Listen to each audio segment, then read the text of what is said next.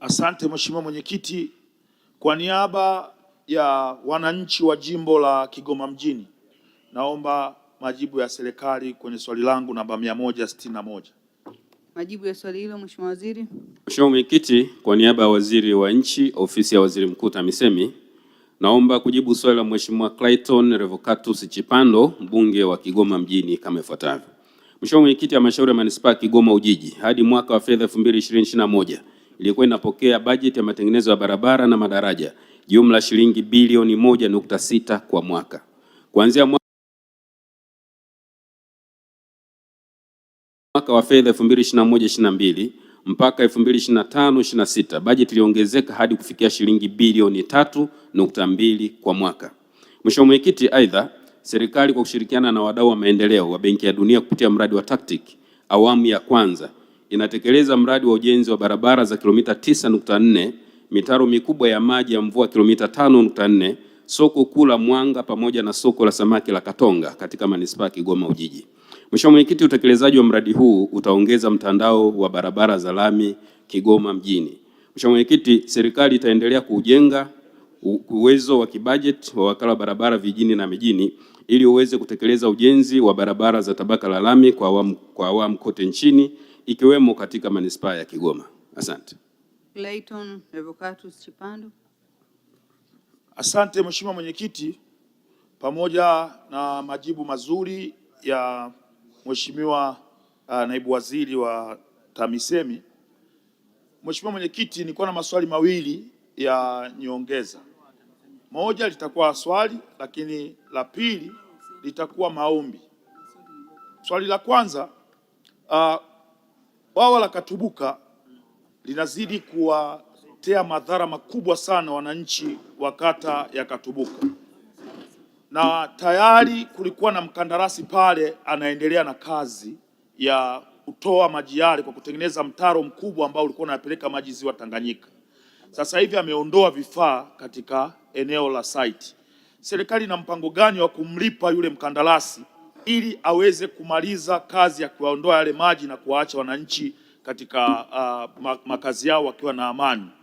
Lakini ombi la pili, Mheshimiwa Mwenyekiti, nilikuwa naiomba serikali, sisi wabunge pamoja na kufanya maendeleo, lakini tunafanya siasa pia. Tulikuwa tunaomba pale ambapo mnaleta pesa kwa ajili ya ujenzi wa barabara, basi waambie wataalamu wenu waje washauriane na sisi ni barabara gani ambazo zikienda kujengwa zitatusaidia sisi pia kupunguza kilio cha wananchi wetu katika majimbo yetu. Lakini haiwezekani ukiwa huko bungeni unaambiwa tu greda liko mtaani linafanya kazi.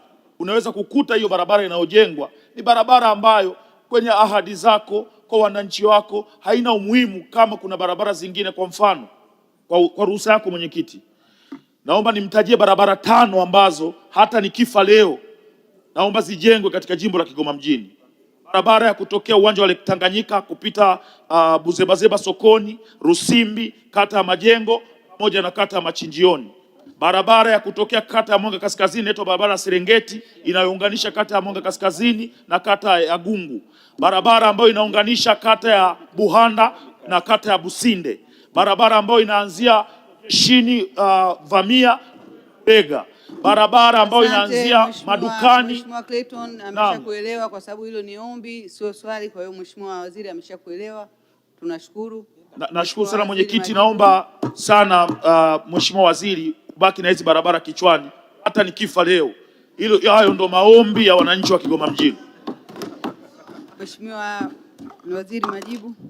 Asante sana Mheshimiwa Mwenyekiti. Mheshimiwa Mwenyekiti, naomba kwanza nikubaliane na Mheshimiwa Clayton Revocatus Chipando, mbunge wa Kigoma mjini, kwamba bwawa la Katubuka ambalo limekuwa likisababisha mafuriko ya mara kwa mara kwa wananchi wa Manispaa Kigoma Ujiji, serikali inatambua kwamba kuna changamoto hiyo na ndio maana ilishapeleka mkandarasi pale na tumeshafanya addendum kwenye mkataba kuhakikisha kwamba mkandarasi analiingiza swala la ujenzi wa mfereji mkubwa wa kutoa maji kwenye maeneo hayo yanayosababishwa na mafuriko ya bwawa la Katubuka kupeleka ziwa Tanganyika. Kwa naomba nimhakikishie Mheshimiwa mbunge kwamba tayari tuko hatua za mwisho za kufanya malipo kwa mkandarasi ili arejee aendelee na ujenzi na hatimaye kuondoa kero hiyo ya mafuriko ya mara kwa mara kwa wananchi wa manispaa ya Kigoma Ujiji.